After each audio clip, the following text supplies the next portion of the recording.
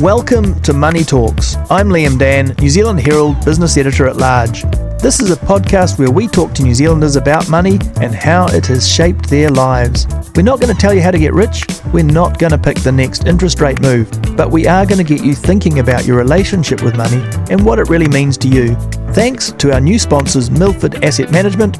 With me today, I have Joan Withers, one of New Zealand's most well-known and well-respected business leaders. Joan famously left school at 16, got married at 19 and became a mum at 21. She took on a part-time sales job at suburban newspapers and worked her way to the top, ending up as CEO of media giant Fairfax NZ. She then stepped into the boardroom. Her current governance roles are as chair of the Warehouse Group, director of ANZ New Zealand, Origin Energy and Sky TV. Joan has previously held chair positions at Mercury Energy, TVNZ and Auckland International Airport. Hi Joan, welcome to the show. Did I miss any of the big ones? No, I think that's pretty well it, Liam. Thank you. Yeah, I wondered about adding as a CV item 1970s housewife because it seems so incongruous now looking back, but that was something you did for a while. Well, it didn't really suit you, I guess. Yeah, no, it's interesting reflecting on that because as you've recounted, I had my son actually on my 21st birthday, and the expectation for most women of my generation was that you would stay at home, you'd have a few more children, and maybe over time when the children went to high school, you'd think about getting back into the workforce. Became very obvious to me, perhaps because I was so young that I'd missed out on a lot. So I did stay home for 5 years, or nearly 6 years actually, but then was very, very keen to get back into the workforce. And while I was at home, I never wanted to be dependent because of, the way things were when I was growing up as a kid. So I did get a knitting machine on hire purchase and paid that off and earned some income for the family by making men's jerseys for a boutique in the Strand Arcade. So I wasn't totally doing housework. Wasn't very good at housework. So I did occupy myself in other ways while I was at home.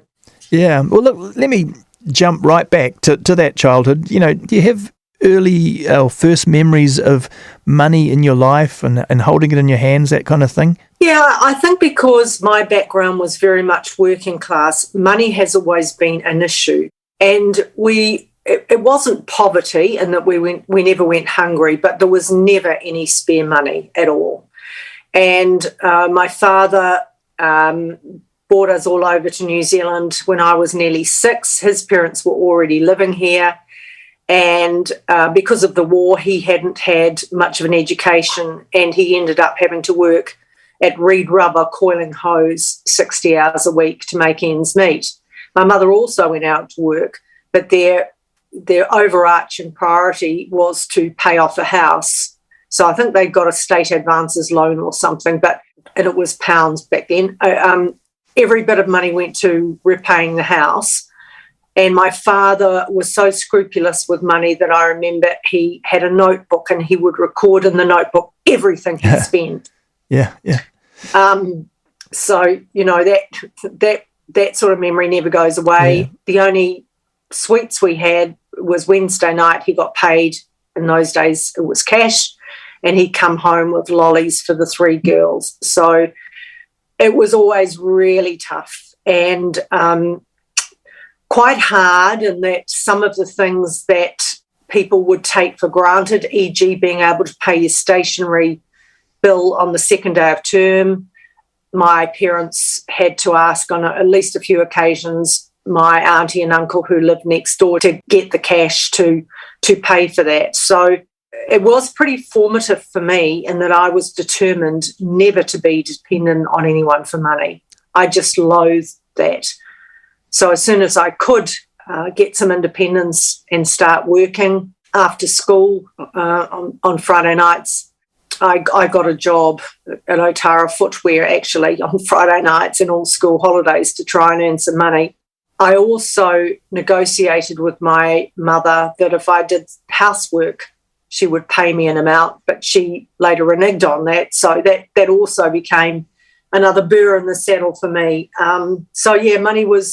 Lack of money was pretty much a motivator. Yeah. So you even before leaving school, this is early teens that you were working in a kind of was it a factory type environment? No, Otara Footwear was a shoe shop. Oh, like selling, Otara Centre, yeah. So it was selling shoes, and it was a family-owned business. So yeah, the job was on Friday nights. I think I'd be 15. Yep. When I got that, and all school holidays. So that at least enabled me to have a little bit of money. So it wasn't a situation where your parents were in a position to be giving you pocket money and things. You had to, if you wanted money in your pocket, you literally had to get out there and earn it right from the start. I'd say the household income wasn't too bad because, as I said, Dad was working 60 hours a week. Mum had a clerical job. She was actually a trained state-registered nurse, but she had a clerical job at Ford Motor Company up the road from where we lived.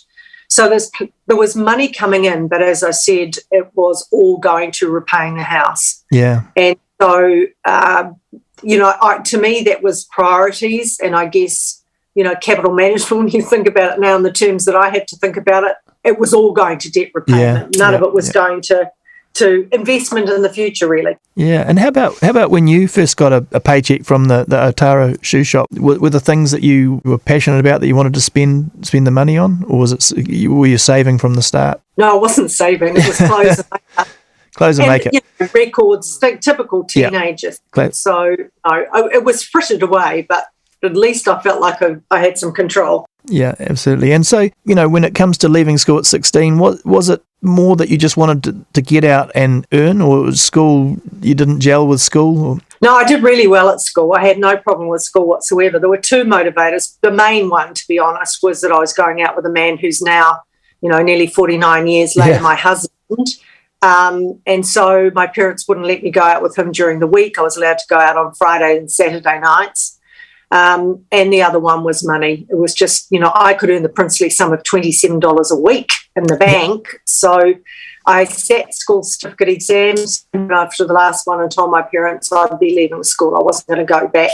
I was offered a position to go straight into seventh form because I went to a convent school and they obviously had a bit of a ratio they needed. So they sort of said, well, you can be guaranteed UE accredited.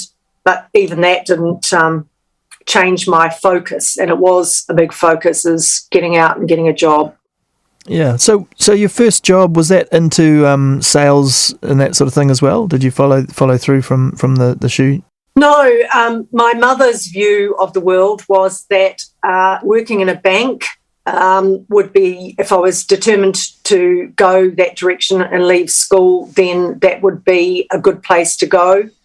And, in 1970, you could walk up the road and walk into a bank and get a job, and that's exactly what I did. Yeah. So looking at what you do now, obviously, and what you've done, there wasn't that kind of ambition there at that time. What did you sort of foresee as a likely career path at that point? Well, it was really interesting, and I reflect quite a lot on it now, because there was never a big imperative from my parents to go to university, for example. So they didn't push back enormously when I wanted to leave school. The main thing, I think, was just being able to be independent and be married. And if I'm honest, that was the overarching thing. That was the future that I saw for myself. And it was really only when I stayed home for those 5 or 6 years that it became apparent to me how much I needed to fulfill myself in order to be fully happy.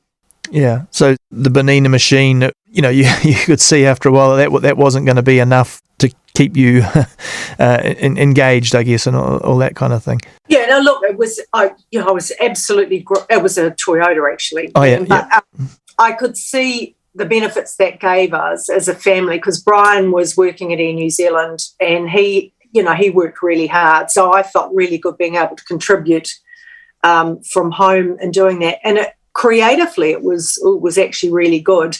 But I think I know it's very lonely at home. And Jamie would go to kindergarten for part of the day. I'd go and pick him up. And I did have friends and I had a car so I could get around, but I just didn't feel fulfilled. And I remember saying to my GP at one stage, there has to be more to life than picking toys up off the floor. Yeah. So after Jamie went to school, I said to Brian, I don't want to have any more children. I don't want to stay home again. I really want to go out and find a job where I can get all school holidays off and, work from 9 to 3. And he was incredibly supportive and said, if that's what you want to do, that's what you should do. So that's where it went. Yeah, and so it still sort of fits a traditional, you got the part-time job at suburban newspapers. The bit that probably is amazing to people is how you go from that entry-level job to running not just suburban newspapers, but the whole group. Now, without sort of, I guess, doing your whole biography again, how did you make that leap? Was it really progressive, incremental change the whole way through? Yes, it was.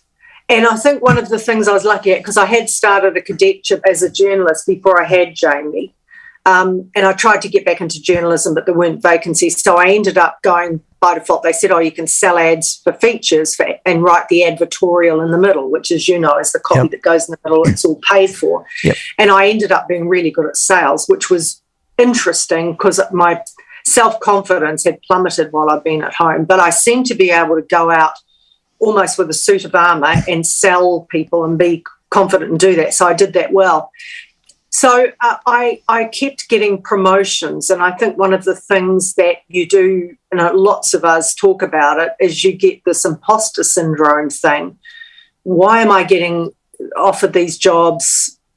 Really, I'm not capable of doing it. And you do it, and you keep going, and you end up being successful. But what that really made me focus on, and I used to think a lot about not having any tertiary qualifications, was about getting a degree. Yeah. So I think the biggest catalyst for my career was really getting an MBA in my mid-30s, because they were relatively rare back then, and that sort of put me in a different scope, if you like. Yeah, so you could see the value of that from early on, and you leapt at the opportunity. What did you learn from that experience that was sort of, I guess, around money and finance and things that changed your attitudes compared to, say, some people will go all the way through as self-made people, I guess, and entrepreneurs. So the academic side of economics and finance, what did you learn from that? Well, I was lucky because at the stage in my career, all of these things were starting to become apparent. I would have to master them. So the coincidence of doing the degree with my career progression could not have been better. So things like, and it's not accounting, it's financial management, which I think was the most profound learning. So understanding the imperatives in a business case, how you do net present value analysis, what a discounted cash flow means, how you look at those things and say, as a governor, as I am at the moment, does this make sense? Is this going to create shareholder value? It was all of that piece, and that's only one of the courses of the papers that you have to do. But for me, that was the most profound by a country mile, and I still use that stuff every day of the week. Yeah. A lot of the other stuff, I think I was marketing, because by then I'd had lots of experience in that. Yeah. But it was great to get reinforcement of the things you were doing, but certainly the accounting and the financial management side of it was incredibly useful for me. Yeah, I mean, did it change your attitude to money at all in terms of the way the system works and all that kind of stuff? No, I don't think it did. I think it made me think about things a little bit differently. But one thing, I did the executive MBA, and so there's not a lot of focus on entrepreneurialism. Yeah. And I think if I've got a regret, it's that I didn't think harder about being an entrepreneur at any stage of my career. Yeah. So it was more, I was going along a classical route, and that was going to end up being a chief executive and ultimately go onto boards and that sort of stuff. So that's probably the element of my career that I look back on and think of, well, if I really wanted to be very rich, I should have done some things differently. Yeah. I could have done things differently. Yeah. Was that a motivation? Would you, apart from the joys of making things happen from entrepreneurship, was money in itself a motivation? I've never wanted to be really rich. I think what I wanted was to have things that made me feel good, a house the house and the home have always been really important to my husband and I.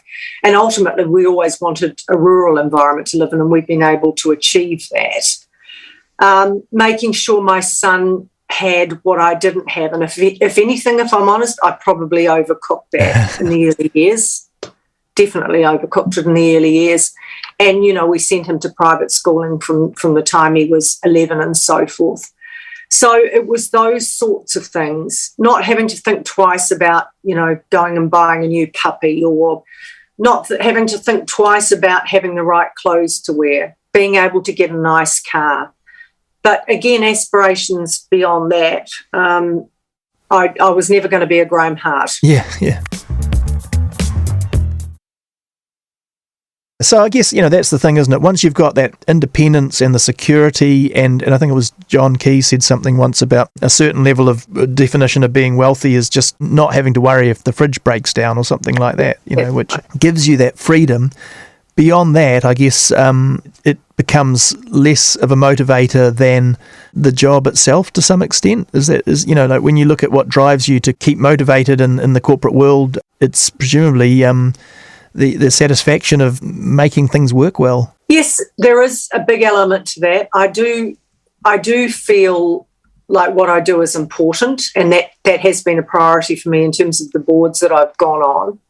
In terms of the personal motivation at this stage, I think one of the things for our generation is that our expectation is that we will live longer than our parents. Both my parents lived till, you know, around 90. So for people who have an aspiration to retire early, they've then got to think about how they are going to fund what could be 40 years in retirement, theoretically. Yeah. So it comes back to that, the initial motivation. I don't ever want to be in a position where I'm hard up. And I have seen quite a few people who are, you know, nominally wealthy or nominally comfortable, and in earlier periods when inflation was ramping up, like in the early mid-70s, and seeing what they thought was a sufficient nest egg actually get eaten away very quickly. And I think that's the other thing I've learnt through all this is just don't eat up your capital. Try and make the capital work for you, which has been difficult in the last 5 years with low interest. So, you know, for me, it's making sure that we do have enough to be comfortable on. Yeah, I mean, in the general sense, when you look at your personal finance style, are you sort of just following those basic rules of diversifying, or are you an adventurous investor? No, I'm not adventurous, but I'm not risk averse either. And I think back to my parents, and particularly my in-laws, because they used to get me to do their tax returns for them. So I knew exactly how much they had sitting in their bank accounts. And they were so risk averse that they never took it out of the post office savings account, nothing. You know, it was all there, which, you know, going back to what I mentioned a moment ago, with inflation ramping up, even if they bought a bigger and better houses every 2 or 3 years, they would have ended up in a very different situation to where they did end up. So I'm not risk averse. I do think about diversification. But I also think about enjoying money. So I think I'm quite good at balancing stuff. Yeah. We spend a lot of money on travel. You know, Brian had a 48-year career at Air New Zealand, so we did travel a lot, and we'll continue to do that post-COVID. Indulge myself on things. I got a Tesla for a birthday 18 months ago, which I just love. You know, right. That wasn't cheap, but it's, thank God, now with the price of petrol, I'm saving a hell of a lot in that regard. And then, you know, in terms of the share market, I spend quite a lot of time thinking about where I want to invest. Yeah, and I guess that's, you know, where you're getting some insight and things from the job, and watching companies and assessing which ones you think are looking in good shape. Yeah, and I think land, you know, we've got 20 acres out here in Karaka, so that's part of it's subdivided off, but we still own it. And I think, to me, that's a bit of something down, you know, in the future, it's potentially going to unlock some value. Yeah, without being too political about it, how do you sort of view that traditional economic debate? When do you apply left versus right, which always seems quite sort of simplistic to me nowadays? But, you know, when you look at things like debt and economics, do you apply a sort of a political lens? I think there's two dimensions to it. I think the work that was done under National in terms of getting government debt down as a percentage of GDP, and I think it went down to about 20%, was the right thing to do. And they were able to manage through things like the Christchurch earthquake and still retain a healthy balance sheet. It was a totally different scenario when COVID hit. But I think now government debt as a percentage of GDP is sitting around 30%. The problem for New Zealand is that household debt is high as well. Yeah. So I think the last stats that I looked at, the level of government and household debt is now running at about 52% of GDP. In 2016, it was 33.6%. So that's the challenge, is that how sustainable is that, and how do we make sure that future generations don't bear the impost of repaying this, especially if there is another shock. I think one of the things that this current government is endeavouring to do, which it talks a lot about it, is reducing inequality. And I think the way to do that is by making sure we invest more in education, because if you read books, and I need to reread it because I read it about 3 years ago, Capital in the 21st Century by Thomas Piketty. He talks about the diffusion of knowledge as being the only way to reduce inequality. And it looks at the moment like that's going in the wrong direction, totally in the wrong direction. And I worry deeply about the social implications of that happening. So whichever the government of the day is, I think that you've got to be fiscally responsible. You've got to manage the company's balance sheet. The economy seems to still be firing. Yeah. Please God that keeps going. Please God we don't have to go into another series of lockdowns. But I think the longer term issue is how we make sure that we help people coming through, the younger generations, to have the opportunity, as I did, to be able to do whatever it is they want to do. And I really believe that it's just a matter of showing children a pathway and showing them some aspiration. And a couple of things I'm involved in. One is On Being Bold, which I think you know about, which is, a group of 9 of us who are trying to find ways to help women lead positive lives professionally, but also balance that lifestyle so that they get meaningful personal lives.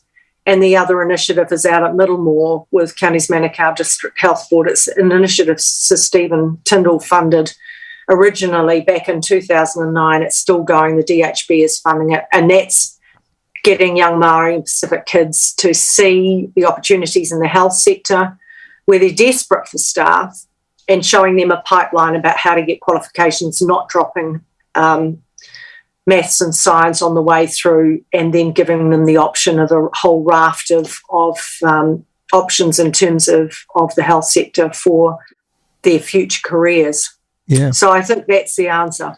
Well, so I mean, and it's a question I ask on this podcast, and you sort of touched on it there. It's sort of really at its crux is why are some people poor and some people rich? And when you look at your own background and if you looked at the statistics and so on, is there something that you think was a trigger for setting you on a path to sort of this kind of success where it might not have been? Yeah, it's just hard to know. I was just lucky in that I was given opportunities and I took them, and people had confidence, and I repaid that confidence by working incredibly hard. That's the silver bullet for me, has been work. I never do the shortcuts. I have to work to get where I've got to, and still do. I'll read every page of every board pack. So I don't think there's any shortcuts, but there is a lot of luck involved to being in the right place in the right time, and having people who you're reporting to who can see something and give you another opportunity. Yeah, and as you mentioned, sort of showing people, offering people some aspirational view, that they're able to see that there is an opportunity to do different things, because you can get stuck in a small community, or and it's difficult to break out, I guess. That's right. This is, again, not an easy one, but if you were in a position of political power, is there a policy, an economic policy or something specific that you would would like to see put in place that would make a big difference if you had the magic wand to put something in place tomorrow? I think there's two elements. I think the first thing is I don't think there is universal acceptance that in order for the government to be able to pay for things like health and education, it has to earn income. And the income has to come largely from successful businesses. So I think financial literacy is still a big problem in New Zealand, in my humble opinion. And when the national government went through the MOM program, that was one of the objectives, is get people owning shares and maybe they get more understanding of how that whole thing works. So I seriously think that is a massive issue for New Zealand, that we've got to make people understand that saying, well, the government will pay for it is not the answer, because sooner or later the government can run out. Yeah. So there's that side of it. Then the other side of it is I don't mind paying 39 cents marginal tax rate at all if that money is being deployed in areas where it needs to be deployed. Yeah. So health is critically important. Education is massively important. I think the work that Sir Bill English did in the national government about taking an actuarial approach to social welfare, so looking at what made the difference in those early years and what that meant then in terms of that person's life journey and what the cost to the government would be. And what that showed was that early intervention is massively important. And that doesn't only reduce the amount that government has to spend on those individuals, means that person is going to have a much better life.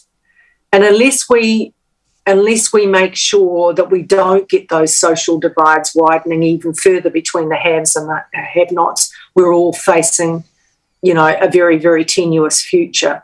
So that would be my overarching strategy if I went into government. Yeah, you never had ambitions to go that way? Look, I would love to have done it, but my husband would have divorced me. He's absolutely clear. He's happy to put up with a corporate lifestyle. He would not allow me to be a politician, and it's way too late now, but no. Yeah, the level of scrutiny and so on that they have to put up with is probably pretty insufferable, I guess. Yeah, and you're away from home a hell of a lot too, so I think that probably puts different strains on the relationship. So we've always been a very tight unit, so no, that's the side of it I think he wouldn't like. It is an incredible partnership when you talk about, so you actually got together, boyfriend and girlfriend in your teens, and all this time later, you're still a team. Yeah, it is. It's my biggest success, without any doubt, is persuading him to stay with me through all these years. And he has been. Everybody uses the word rock, but genuinely he has been. If I'd said, look, I want 10 kids, Brian, he would have said, well, we'll get there somehow. If it was, I said, I only want one and I'm going back to work. And whatever it is, he's been there. So I'm incredibly lucky. Yeah. I mean, it's a cliche, but one of the things that does come through talking to people for this podcast is that money is great for security, independence, and buying some nice things, but it really is those relationships which seem to be fundamental to making people happy and having a good life in the end. That's right. Thanks for listening. If you've got feedback, drop me a line at liam.dann@nzme.co.nz and follow Money Talks on iHeartRadio or wherever you get your podcasts. New episodes this season are out every Saturday, and you can find more business news in the New Zealand Herald or at nzherald.co.nz.